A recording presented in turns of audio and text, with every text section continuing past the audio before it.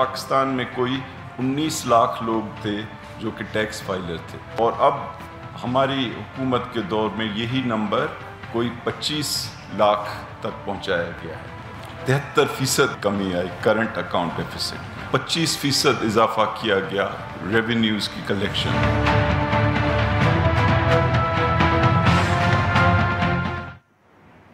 Welcome to news wise, میں ہوں عارفہ نور۔ آج پروگرام میں سب سے پہلے ذکر کریں گے ہم پاکستان کی اکانومی کا اور IMF کے وفد کا، جس کا پاکستان کا دورہ جاری ہے۔ جو ٹیم تھی وہ پاکستان دورے پہ آئی اور IMF کے وفد نے کافی سیٹسفیکشن کا اظہار کیا، ڈسپائٹ دا فیکٹ کہ ان کے آنے سے پہلے بہت زیادہ یہاں گفتگو ہو رہی تھی کہ ریونیو ٹارگٹس حکومت مس کر رہی ہے اور وفد آ رہا ہے، شاید ان کی جو یہ وزٹ ہے یہ آؤٹ آف اسکیڈول ہے اور پتہ نہیں کیا اس وزٹ سے نکلے گا، مگر وہ آئے اور انہوں نے جب میڈیا سے بھی گفتگو کی تو انہوں نے کافی اطمینان کا اظہار کیا وزیر اعظم عمران خان سے، اور جو معاشی ٹیم ہے PTI کی اس کے ساتھ ملاقات بھی کی، اور کہا کہ جو ابتدائی نتائج ہیں ان کے سامنے وہ کافی حوصلہ افزا ہے۔ وزیر برائے اکنامک افیئرز حماد اظہر صاحب نے یہ دعویٰ کیا ہے کہ IMF نے مالی شعبے میں جو ہوئی ہے اس کو ایک مثبت رجحان قرار دیا ہے، کیونکہ جولائی سے لے کے اب تک پاکستان کے ریونیو کے اندر 30% اضافہ ہوا ہے۔ وزیر اعظم عمران خان نے IMF کے وفد کو یہ یقین دہانی بھی کروائی ہے کہ جو ٹارگٹس ان کے سامنے ہیں حکومت کے سامنے ان کو میٹ کیا جائے گا، اور IMF نے اس کے علاوہ جب پریس کانفرنس کی اور میڈیا سے گفتگو کی تو انہوں نے کہا کہ جو انرجی سیکٹر ہے اور اس کے اندر جو گردشی قرضہ ہے اس کے اوپر ان کے تحفظات ہیں، اور انہوں نے کہا یہ خزانے کے اوپر ایک بہت بڑا بوجھ ہے۔ اور ساتھ میں آج خبر آئی ہے کہ جو میٹنگز ہوئی ہیں وفاقی کابینہ کی، اس کے اندر یہ فیصلہ کیا گیا ہے کہ ISCO کو اور لیسکو کو پرائیویٹائزیشن لسٹ میں ڈال دیا جائے گا۔ اس کے علاوہ بھی جو مشیر خزانہ ہیں ڈاکٹر حفیظ شیخ، انہوں نے کہا ہے کہ سرکاری ادارے جو ہیں 10 کے قریب جو اسٹیٹ اونڈ انٹرپرائزز ہیں ان کو پرائیویٹائز کیا جائے گا۔ ان سب ایشوز پہ بات کرنے کے لیے آج ہمارے ساتھ موجود ہیں اظہر صاحب جو federal minister for economic affairs ہیں۔ ویلکم ٹو دا شو سر۔ سر سب سے پہلے تو یہ جو IMF کی ڈیلیگیشن آئی ہوئی تھی، ان کے آنے سے پہلے بہت زیادہ خدشات کا اظہار کیا جا رہا تھا کہ حکومت نے ٹارگٹس مس کر دیے ہیں، اس لیے کوئی آؤٹ آف اسکیڈول ان کی وزٹ ہو رہی ہے اور پتہ نہیں پروگرام کینسل نہ ہو جائے، یہ نہ ہو جائے، مطلب کہ بہت ڈومز ڈے سیناریو پینٹ کیا جا رہا تھا۔ وہ آئے، ایسی کوئی بات تو نہ ہوئی، مگر ساتھ میں جو ایک امید لوگوں کو شاید لگی ہوئی تھی کہ شاید وہ ریوائز کر دیں، جو ایک بہت امپاسبل ٹارگٹ لگ رہا ہے ریونیو کلیکشن کا 5.5 ٹریلین، مگر انہوں نے اس کے اندر بھی کوئی ریویژن نہیں کی، انہوں نے اس کو وہی رکھا۔ So how would you sort of سے کہ یہ ایک اچھا وزٹ رہا ہے، کیونکہ جو امپاسبل ٹارگٹ ہے وہ تو وہیں کا وہیں ہے۔ دیکھیں، جو یہ ان کا وزٹ ہوا ہے IMF کی ٹیم کا، جب ہم نے پروگرام سائن کیا تھا جولائی کے پہلے ہفتے میں ان کے ساتھ IMF کے ساتھ، تو اسی وقت یہ جو اس وقت وزٹ ہوا ہے ان کا یہ بھی طے پا گیا تھا۔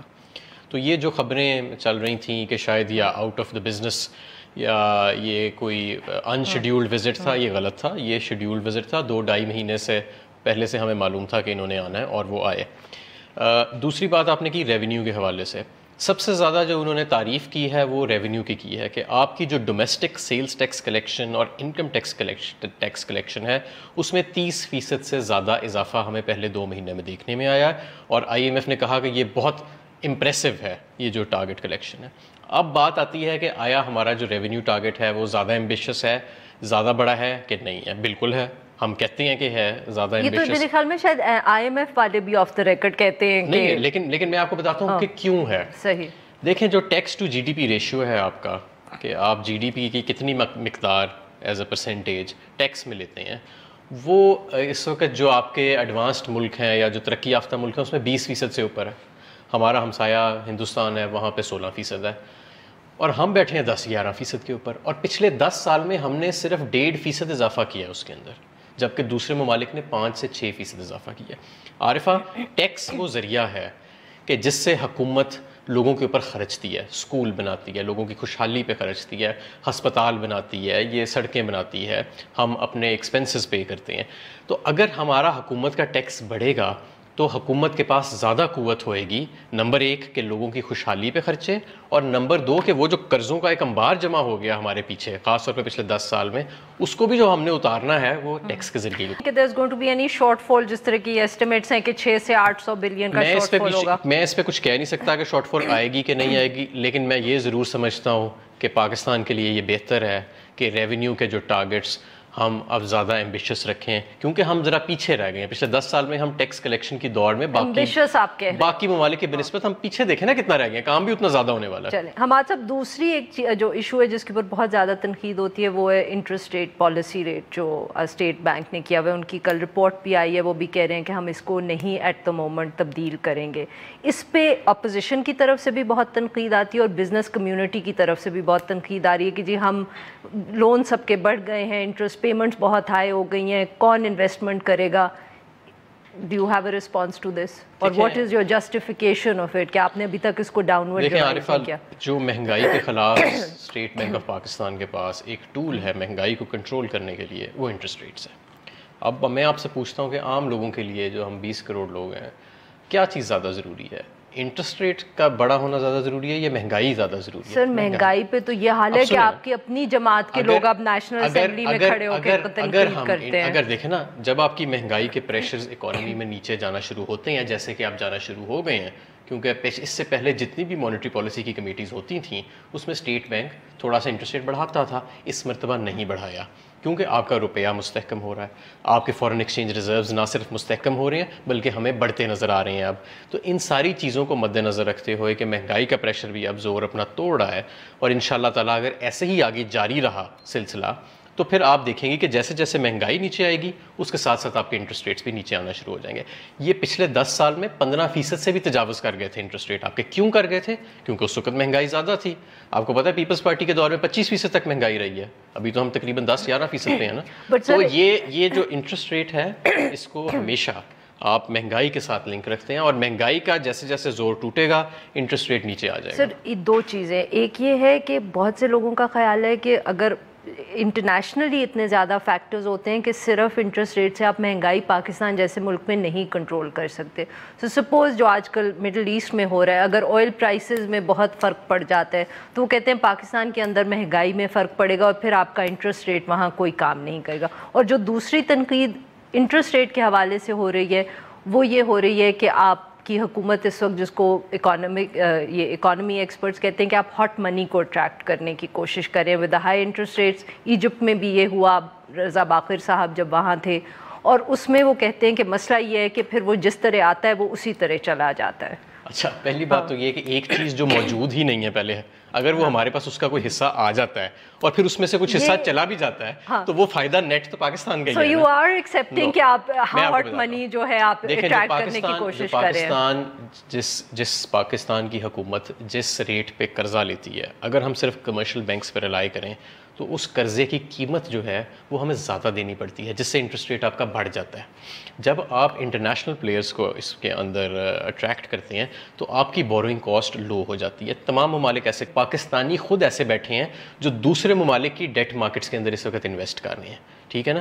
تو یہ صرف ہاٹ منی کی بات نہیں ہے، یہ بات ہے کہ آپ نے اپنی جو بورنگ کاسٹ ہے اس کو لوور کرنا ہے۔ دوسری انٹرسٹ ریٹس کی میں آپ کو بات بتاؤں، اب ایک ٹیکنیکل بات تھوڑی سی ہو گئی کہ انٹرسٹ ریٹ بڑھانے سے مہنگائی نیچے آئے گی کہ نہیں آئے گی۔ دیکھیں، انٹرسٹ ریٹس کے 2 مختلف فنکشنز ہیں۔ ایک تو یہ کہ آپ پازیٹیو ریئل انٹرسٹ ریٹس رکھتے ہیں اکانومی میں تاکہ آپ سیونگز کو پروموٹ کریں۔ ہم نے ہمیشہ نیگیٹو ریئل انٹرسٹ ریٹس رکھے ہیں، جس کا نتیجہ یہ نکلا ہے کہ بنگلہ دیش کی بنسبت اور انڈیا کی بنسبت 1992 سے لے کے اب تک ہمارا سیونگ ریٹس آدھا ہو گیا ہے، کیونکہ ہم نے ہمیشہ نیگیٹو ریئل انٹرسٹ ریٹس رکھے ہیں۔ جب آپ کا سیونگ ریٹس نیچے ہوتا ہے تو سرمایہ کاری نہیں ہوتی ملک کے اندر۔ دوسرا، آپ نے اپنی کرنسی کو اسٹیبل رکھنا ہوتا ہے۔ ایک بہت بڑی ایڈجسٹمنٹ ہونے والی تھی پچھلے سال، وہ ایڈجسٹمنٹ الحمدللہ ہو گئی، اب آپ کی کرنسی مستحکم ہے۔ اس کے اندر بھی انٹرسٹ ریٹس کا ایک ہاتھ ہوتا ہے آپ کی کرنسی کو پروٹیکٹ کرنے میں اور رکھنے میں۔ اور آخر میں دوبارہ مہنگائی، جیسے مہنگائی کی سطح نیچے جائے گی، جو اب ہمیں نظر آ رہا ہے کہ پریشرز ایز ہو رہے ہیں، اسٹیٹ بینک نے اپنی اسٹیٹمنٹ میں کہا، تو آپ دیکھیں گی کہ ساتھ کے ساتھ انٹرسٹ ریٹس بھی ایڈجسٹ ہوتے جائیں گے۔ یہاں پہ لیں گے ناظرین ایک چھوٹا سا بریک، اور جب ہم بریک سے واپس آئیں گے تو ہم حماد اظہر صاحب سے گفتگو جاری رکھیں گے۔ اسٹے ود اس۔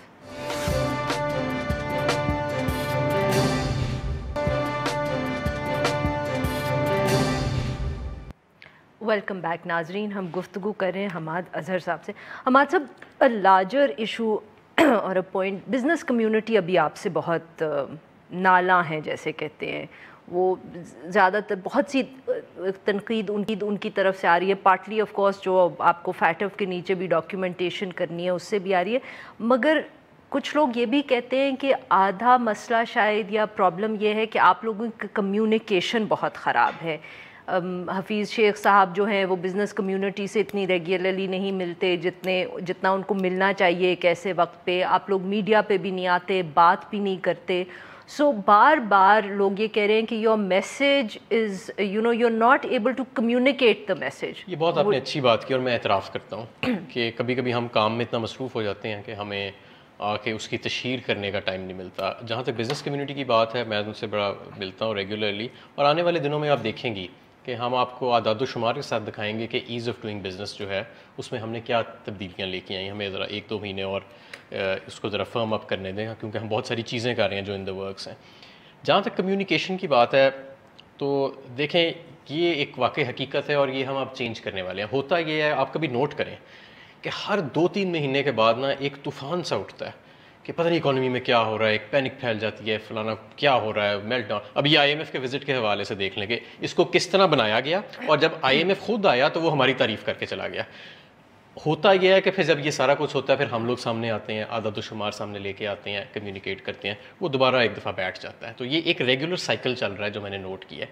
اب ہم انشاءاللہ تعالیٰ ایسے کریں گے کہ ہم ایک ریگولر اپیرنسز رکھیں گے, آپ دیکھیں گی, اور ہم جو ہماری اکنامک ٹیم ہے جس میں جو لوگ جن کا وزیر جن کا معیشت کے ساتھ ڈائریکٹ یا انڈائریکٹ لنک زیادہ ہے, وہ ان لوگوں کو بھی ہم زیادہ ٹی وی ٹاک شوز پہ اور لوگوں کے ساتھ کمیونیکیٹ کرنے کے لیے بھیجیں گے, کیونکہ بہت سارے اچھے کام ہوئے ہیں. آپ کا کرنٹ اکاؤنٹ ڈیفیسٹ جو ہے وہ پہلے 2 ماہ میں 73% نیچے چلا گیا, آپ کا ٹریڈ ڈیفیسٹ 38% نیچے چلا گیا, لیکن ان چیزوں کو صحیح کمیونیکیٹ نہیں کیا جا رہا. اچھا, یہ کرنٹ اکاؤنٹ ڈیفیسٹ پہ اگین اٹس این آبزرویشن کہ جیسے PMLN کی حکومت کا جو فوکس تھا نا وہ یہ تھا about having a good sentiment in the economy.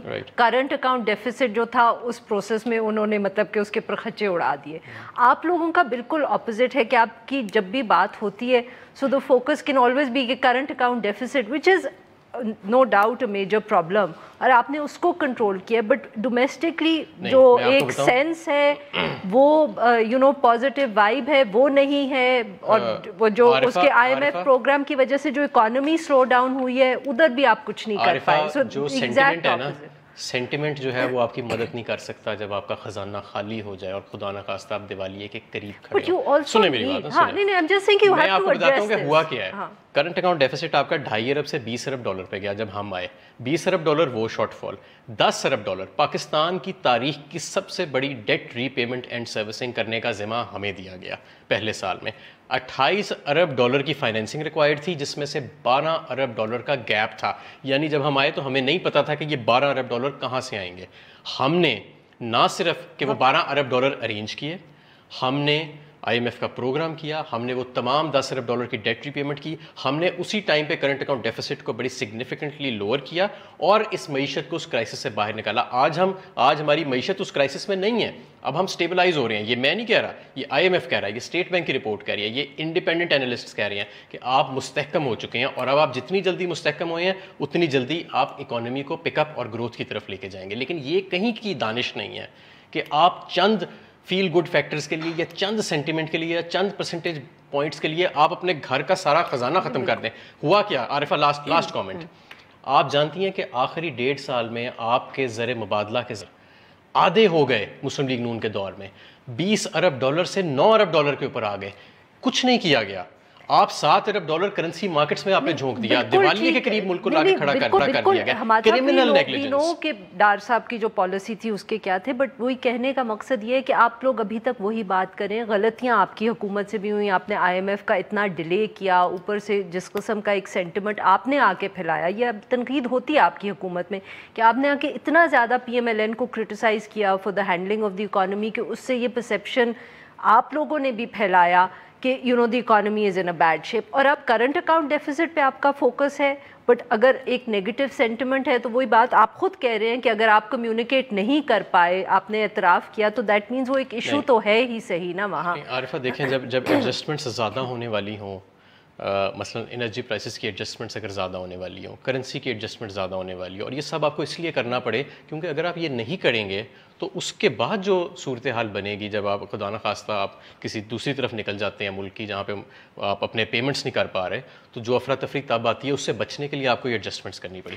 جب آپ یہ ایڈجسٹمنٹس کر رہے ہوتے ہیں تو عارضی طور پہ سینٹیمنٹ ہرٹ ہوتا ہے، لیکن اب آپ دیکھیں اب کرنسی بھی مستحکم ہے، اب آپ کے خسارے بھی نیچے جا رہے ہیں تو بہتری آ رہی ہے. مگر کہتے ہیں کہ اکتوبر نومبر میں پھر انٹرنیشنل پیمنٹس ڈیو ہیں، اس کے بعد پھر ہماری جو وہ ڈالر کی قیمت ہے اس کے اندر فلکچویشن آئے گی. ہمارے پاس فورن ایکسچینج ریزروز نہ صرف نہیں آئے گی انشاءاللہ، نہیں یہ میں نہیں کہہ سکتا کہ آئے گی کہ نہیں آئے گی، میں یہ ضرور کہہ سکتا ہوں کہ ہمارے پاس وہ فورن ایکسچینج ریزروز اب موجود ہیں، ہم ایک IMF کے پروگرام میں ہیں، تمام اس کے اوپر ماڈلنگ ہو چکی ہے ہمارے پاس کہ ہم نے کون سی پیمنٹ کب کرنی ہے، اور ہمارے پاس زر مبادلہ کے اب ذخائر ہیں، نہ صرف ہیں بلکہ بڑھ رہے ہیں، ان پیمنٹس کے باوجود بڑھ رہے ہیں. تو کوئی ایسا مسئلہ نہیں. دیکھیں state bank of Pakistan market fundamentals کے ساتھ چل رہا ہے. اچھی چیز یہ ہے کہ اب آپ کی کرنسی مستحکم ہے. آپ نے دیکھا کہ 4-5 روپے تو پیچھے کر کے اپریشیٹ بھی کی ہے. اس کی وجہ یہ ہے کہ پہلے عارضی طور پہ تھی، آپ کو عارضی طور پہ اسے مستحکم رکھنے کے لیے اپنے ریزروز برن آؤٹ کرنے پڑ رہے تھے، اب نہیں کرنے پڑ رہے. اب ہم بالکل اسی وجہ سے اب آپ کے ریزروز بڑھنا شروع ہو گئے ہیں. یہ ایک اچھی چیز ہے، تو اچھے کی امید رکھنی چاہیے. فی الحال ہم مستحکم ہیں، ایک اچھی خبریں آ رہی ہیں ہر جگہ سے، ہمیں تمام انڈیکیٹرز پازیٹیو ہیں. انشاءاللہ تعالیٰ ایسے ہی آگے چلے گا. بہت بہت شکریہ حماد صاحب، آپ نے ہم سے تفصیل گفتگو کی. ناظرین یہاں پہ لیں گے ایک چھوٹا سا بریک.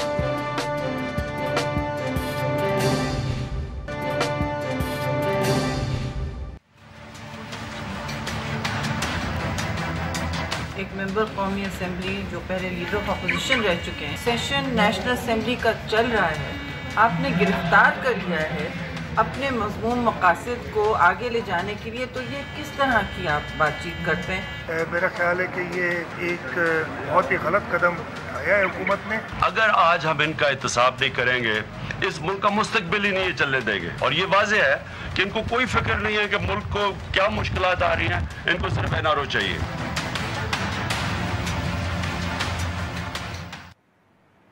Welcome back. پروگرام کے اس حصے میں ہم ذکر کریں گے آج کی جو تازہ ترین سیاسی گرفتاری ہے، یعنی کہ سابق اپوزیشن لیڈر اور پاکستان پیپلز پارٹی کے سینئر رہنما خورشید شاہ صاحب کی نیب نے آج اسلام آباد سے ان کو گرفتار کیا ہے ایسٹس بیونڈ مینز کے الزامات میں. خورشید شاہ صاحب کے اوپر الزام ہے کہ ہوٹل، پیٹرول پمپس اور بنگلے جو ہیں انہوں نے فرنٹ مین یا بے نامی داروں کے نام لگائی ہوئی تھی، جو جائیداد ان کی اپنی تھی. اب پچھلے دنوں کے اندر پاکستان پیپلز پارٹی کے حوالے سے یہ چوتھی بڑی یا ہائی پروفائل ہم گرفتاری کہہ سکتے ہیں، کیونکہ اس سے پہلے آصف علی زرداری صاحب، فریال تالپور صاحبہ اور آغا سراج دورانی صاحب گرفتار ہو چکے ہیں. دوسری طرف وزیر اعظم عمران خان نے ایک دفعہ پھر کہا ہے کہ کرپشن میں جو لوگ ملوث ہیں یا اقتدار میں رہ کے جنہوں نے عوام کا پیسہ لوٹا ہے ان کو وہ کوئی NRO نہیں دیں گے، کسی طور پہ ان کو کوئی ریلیف نہیں دیں گے. آج کی گرفتاری ایک ایسے وقت میں بھی سامنے آئی ہے جب یہ بات بہت عام ہو گئی تھی اور بہت لوگ اس کے اوپر بات کر رہے تھے کہ شاید پاکستان پیپلز پارٹی اور جو مقتدر حلقے ہیں ان کے درمیان کوئی ڈیل ہو گئی ہے اور اسی لیے پاکستان پیپلز پارٹی کو شاید ریلیف مل جائے گا. اور یہ بات اس لیے کی جا رہی تھی کیونکہ کچھ دنوں پہلے پاکستان پیپلز پارٹی نے یہ اعلان کیا تھا، اور یہ اعلان بلاول بھٹو زرداری صاحب نے خود کیا تھا کہ وہ مولانا فضل الرحمان کا جو اسلام آباد کا مارچ ہے اور دھرنا ہے اس میں حصہ نہیں لیں گے. ان سب ایشوز پہ بات کرنے کے لیے ہمارے ساتھ موجود ہیں مظہر عباس صاحب، ایک سینئر صحافی اور تجزیہ کار ہیں. ویلکم ٹو دا شو مظہر صاحب. جی شکریہ. جی مظہر صاحب، سب سے پہلے تو یہ بتائیں کہ آپ کیا ایکسپیکٹ کر رہے تھے خورشید شاہ صاحب کی گرفتاری، کیونکہ جب یہ ہفتہ شروع ہوا تو مراد علی شاہ صاحب کو نیب بلایا گیا تھا اور جس طرح وہ خبر کور کی گئی تھی بہت سے لوگوں کو خدشات تھے کہ شاید اب باری جو ہے وہ چیف منسٹر سندھ کی ہے. شکریہ عارفہ. دیکھیے وہ کرکٹ میں کہتے ہیں کہ گگلی یہی ہوتی ہے کہ وہ بال جو ہے وہ مراد علی شاہ سمجھے کہ ان کی طرف آ رہی ہے اور جو آ گئی وہ خورشید شاہ کی طرف، اور اسی لیے خورشید شاہ صاحب کو آج گرفتار کر لیا گیا. دیکھیے خورشید شاہ صاحب اب نیب جس طریقے سے کارروائیاں کر رہی ہے وہ ٹھیک ہے. نیب کے اس قانون کو، جو بھی نیب کا قانون ہے کنٹروورشل ہے جیسا بھی ہے، اب یہ قانون وہی ہے جو پچھلی 2 گورنمنٹس نے اس پر توجہ نہیں دی. ابھی فروغ نسیم صاحب نے یہ ضرور کہا ہے کہ اس میں یہ تبدیلیاں لا رہے ہیں، وہ آگے چل کے چیزیں ہوں گی کیسے ہوں گی، لیکن اس میں دو تاثر بہت گہرے ہوتے جا رہے ہیں، اور ایک کا تاثر کا تعلق خود اس کی طرف اشارہ چیف جسٹس آف پاکستان نے اپنی پچھلی جو جوڈیشل ایئر کا آغاز ہوا اس موقع پہ تقریر کرتے ہوئے کہا تھا کہ یہ تاثر کے نیب جو ہے وہ پولیٹیسائز ہو رہی ہے، یہ تاثر کو دور کرنا بہت ضروری ہے۔ دیکھیے وہ کیوں بن رہا ہے تاثر، اس لیے کہ ون سائیڈڈ ٹریفک چل رہا ہے اس وقت، اور بالکل خورشید صاحب پہ الزامات بھی ہوں گے، نیب کے پاس ایسے شواہد بھی ہوں گے، لیکن اس سے پہلے اب تک جو ہم نے دیکھا ہے، ہم تھوڑا سا اور پیچھے چلے جائیں، آپ نے 3 نام لیے، میں اس سے اور پیچھے چلے جاتا ہوں، جو مسلم لیگ نون کی گورنمنٹ میں شرجیل میمن صاحب گرفتار ہوئے، ڈاکٹر عاصم گرفتار ہوئے، اور بہت سے لوگ جو ہے کچھ کو ایف آئی اے نے گرفتار کیا، کچھ کو نیب نے گرفتار کیا، لیکن وہ سارے مقدمات کس سٹیج پر ہیں، ان کا کیا بنا ہے؟ پیپلز پارٹی کو دیکھا جائے تو پچھلے دنوں جو سگنلز آ رہے تھے یا لگ رہا تھا جس طرح انہوں نے اپنے آپ کو دور کیا مولانا فضل الرحمان کی کیمپین سے، اور کہ لوگ کہہ رہے تھے کہ ابھی خامخواہ نواز شریف صاحب یا پاکستان مسلم لیگ نواز کی بات ہو رہی ہے، لگ تو رہا ہے کہ اگر کوئی ڈیل ہے تو وہ پاکستان پیپلز پارٹی کے ساتھ ہو رہی ہے، کیونکہ اس میں ایک بہت اہم چیز جو تھی وہ فریال تالپور صاحبہ کا جو اگلے دن میں انہوں نے خطاب کیا ہے سندھ اسمبلی کے اندر، جس میں انہوں نے فوج کی بھی تعریف کی، تو سب لوگ تو بات کر رہے تھے کہ شاید کوئی ریلیف ملنے لگا ہے پاکستان پیپلز پارٹی کو۔ دیکھیے عارفہ، پیپلز پارٹی کے اندر سے وہ ریزسٹنس کا کلچر ختم ہوتا جا رہا ہے، وہ جو ایک پیپلز پارٹی کا روایتی احتجاجی کلچر تھا، اور اوورآل آپ کی پولیٹکس میں وہ ریزسٹنس ختم ہوتی جا رہی ہے، لیکن خاص طور پہ پیپلز پارٹی اس کے حوالے سے پہچانی جاتی تھی۔ اب اس کے 2 ریزنز ہیں۔ دیکھیے جتنی گرفتاریاں ہوئی ہیں، ان گرفتاریوں کے پیچھے کوئی نہ کوئی کرپشن کا کیس ہے، اب وہ صحیح ہے غلط ہے وہ تو عدالتیں پروو کریں گی۔ یہ جو پولیٹیکل گرفتاریاں ماضی میں ہوا کرتی تھیں، احتجاج کے دوران گرفتار کر لیا، مظاہروں کے دوران گرفتار کر لیا، ہنگر اسٹرائک پہ بیٹھے تو گرفتار کر لیا، یہ گرفتاریاں وہ گرفتاریاں نہیں نظر آتی۔ یہ گرفتاریاں نظر آتی ہیں کہ جی آپ نے اتنی کرپشن کی ہے، آپ کے یہ فرنٹ نے کی، آپ بے نامی اکاؤنٹس والی کہ آپ کے اوپر الزامات ہیں اور دیگر الزامات ہیں، ان حوالوں سے آپ کی گرفتاری ہو رہی ہے۔ پیپلز پارٹی کا سب سے بدقسمتی یہ ہے کہ پیپلز پارٹی نے سندھ میں اچھی گورننس کی مثالیں قائم نہیں کی، اور ان کا جو پولیٹیکل کیڈر ہے، اس پولیٹیکل کیڈر میں آپ دیکھ لیں پچھلے 1 سال میں آپ دیکھ لیں کہ ایسا نظر آتا ہے جیسے پیپلز پارٹی نے پنجاب تقریباً سرنڈر کر دیا ہے، خیبر پختونخوا کمپلیٹلی سرنڈر کر دیا ہے، یعنی ان کے جلسے، ان کے ورکرز کنونشن، یہ ساری چیزیں یا تو گلگت بلتستان میں ہو رہی ہیں یا سندھ کے اندر ہو رہی ہیں۔ تو ایسا لگتا ہے کہ پیپلز پارٹی پنجاب میں اب وہ پالیٹکس نہیں کرنا چاہ رہی، اور یہ خیبر پختونخوا میں بھی جہاں پیپلز پارٹی کا بڑا زور ہوتا تھا، 88 کے بعد ہم پیپلز پارٹی نے کولیشن گورنمنٹس بھی وہاں بنائی ہیں، تو پیپلز پارٹی کے اندر وہ جو احتجاجی کلچر ہے اس کا خاتمہ ہے، اور وہ نظر آ رہا ہے کہ پیپلز پارٹی ان کی سرکردہ لیڈرشپ گرفتار ہو گئی ہے، یعنی ماں سوائے بلاول بھٹو کے جو ان کی مین لیڈرشپ ہے، اور کل اس چیز کے امکانات ہیں کہ اگلے چند دنوں چند ہفتوں میں شاید مراد علی شاہ بھی گرفتار ہو جائیں، کوئی 15-20 کے قریب ایسے ایم پی ایز ہیں اور ایم این ایز ہیں کہ جن کے خلاف سنجیدہ انکوائریز چل رہی ہیں، اور ان کی گرفتاری ہی کے حوالے سے اور ان کے خلاف انکوائریز کے حوالے سے یہ اسپیکولیشنز بھی جنم لے رہی ہیں کہ اگر ان کی گرفتاریاں ہوئیں تو کسی بھی وقت پیپلز پارٹی کو سندھ اسمبلی میں مشکلات کا سامنا کرنا پڑ سکتا ہے۔ جی لیکن مظہر صاحب پیپلز پارٹی کی طرف سے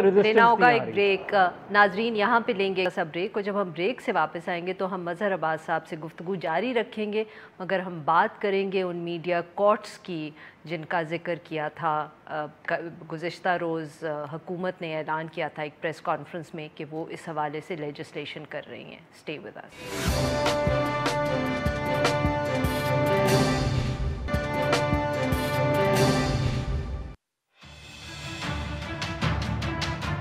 ایک एहतसाबी अमल जो है उसका आगाज किया जाए, जो मेरा एहतसाब भी करेंगे, आपका एहतसाब भी करेंगे। मीडिया ट्राइब्यूनल में वो जाके जो मीडिया के पास सब्सटेंस एविडेंस है पेश करेगा और वो शख्स गिल्टी डिक्लेयर हो, बेगुनाह है या गुनाहगार है, उसका फैसला 90 दिन के अंदर वो मीडिया ट्राइब्यूनल करने का पाबंद होगा।